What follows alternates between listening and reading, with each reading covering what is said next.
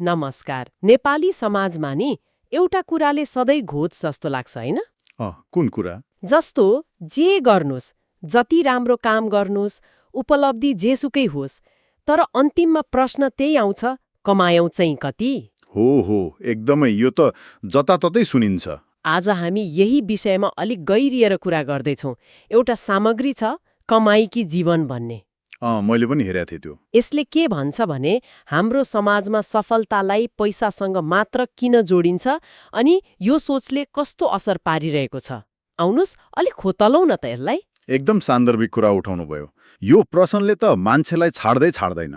हो नि। निजामतीमा नाम निकाल्नुस् कि सानो पसल खोल्नुस् होइन, वा कुनै कम्पनीमा जागिर खानुस्, केही समयपछि नै कि त मुखै फोदेर सोध्छन् कि त लुसुक्क कानमा आएर खै त कमाई। हो त नि। लाग्छ हरेक कुरालाई पैसाको तराजुमा नजोलेसम्म चित्तै बुझ्दैन क्या। तर यो सोचाइ, यो मानसिकता एकाएक त आएन होला नि। पक्कै यसको केही पृष्ठभूमि होला। अवश्य सामग्रीले पनि पुरानो पुस्ताको बाध्यतालाई जोडेको छ नि। हो, उहाँहरूको पालामा त सायद पासन, सपना भन्ने कुराहरू भन्दा बाँच्नु नै ठुलो कुरा थियो होला। पेट भर्नु पर्यो होइन, पैसा कमाउनु जीवन चलाउन जरुरी थियो। विलासिता थिएन, आवश्यकता थियो। ठ्याके उहाँहरूको अनुभवले के सिकायो भने पैसा त कमाउनै पर्छ जसरी नै। यो मान्यता एकदम बलियो भयो। तर गल्ती कहाँनिर भयो जस्तो लाग्छ भने त्यो बेलाको आवश्यकतालाई हामीले अहिले पनि बिना प्रश्न जस्ताको तस्तै सारियौं। नयाँ पुस्तामा पनि त्यही कुरा गयो। अनि अब त्यसको असर अहिले कस्तो देखिँदैछ त? त्यो राष्ट्र ब्याङ्कको तथ्याङ्कले पनि केही भन्छ क्यार? त्यो 2080 को तथ्याङ्क त्यो त झनै डरलाग्दो छ। के देखाउँछ त्यसले? पछिल्लो 5 वर्षमा व्यक्तिगत कर्जा मतलब मान्छेले लिने ऋण झण्डै दोब्बरले बढेको छ रे। दोब्बरले? हो, तर त्यो पैसा कहाँ गइरहेको छ त? उत्पादनशील काममा, व्यापार व्यवसाय बढाउनमा खासै लगानी छैन। भनेपछि कता गयो त पैसा? धेरैजसो त देखाउनलाई, महँगो गाडी किन्न, अलि ठुलो घर बनाउन होइन, नयाँ आइफोन बोक्न, सामाजिक प्रतिष्ठा देखाउन। त्यस्तै भनौँ न। समाजले नै सफलता भनेको धनी देखिनु वा तराईतिर अलिअलि घडेरी जोड्नु हो भन्ने जस्तो बनाइदियो कि क्या हो? यसमा त्यो भिक्टर फ्रेङ्कलको कुरा पनि जोडिएको छ नि। हो, त्यो मनोवैज्ञानिक पक्ष। जीवनमा गहिरो अर्थ नभेट्दा मान्छेहरू सतही रमाइलो वा भ्रममा अल्झिन्छन् रे। के यो पैसाप्रतिको मोह पनि त्यस्तै हो कि? हुन सक्छ। यो कोणबाट हेर्दा त मिल्छ पनि। जब जीवनको अर्थ नै भौतिक कुरामा सीमित हुन्छ तब भित्री सन्तुष्टि खोज्ने बाटो साँगुरिन्छ। अनि मान्छे बाहिरी कुरामा देखाउटीपनमा अल्झिन्छ। यसले गर्दा नैतिकता भन्दा फाइदा हेर्ने, लामो बाटो भन्दा सर्टकट रोज्ने, अनि सेवाभाव भन्दा पनि त्यो टेबल मुनिको लेनदेन, त्यही अनुचित फाइदा, घुसखोरी त्यसलाई प्राथमिकता दिन थालिन्छ। यो त घरबाटै सुरु हुन्छ जस्तो पनि लाग्छ।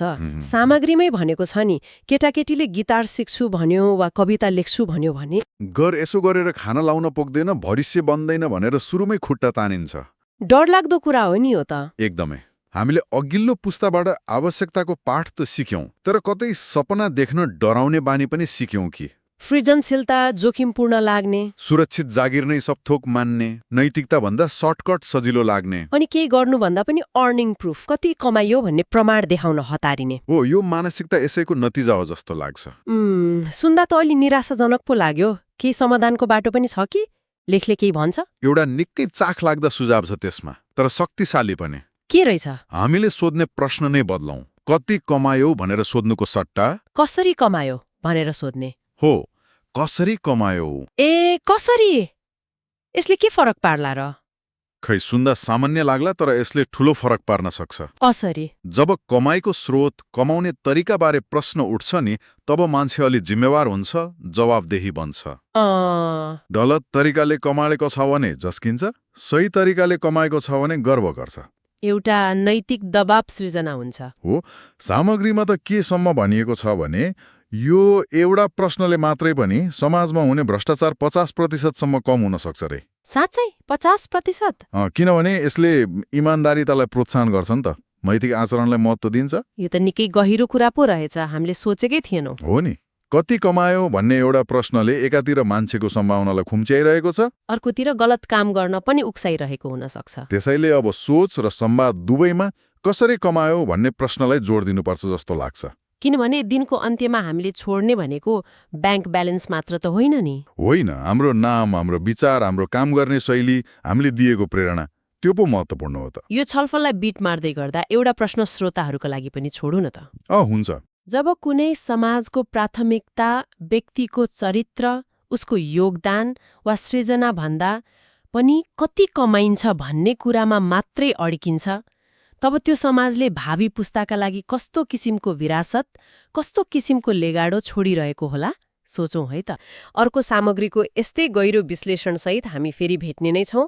अहिलेलाई चाहिँ नमस्कार।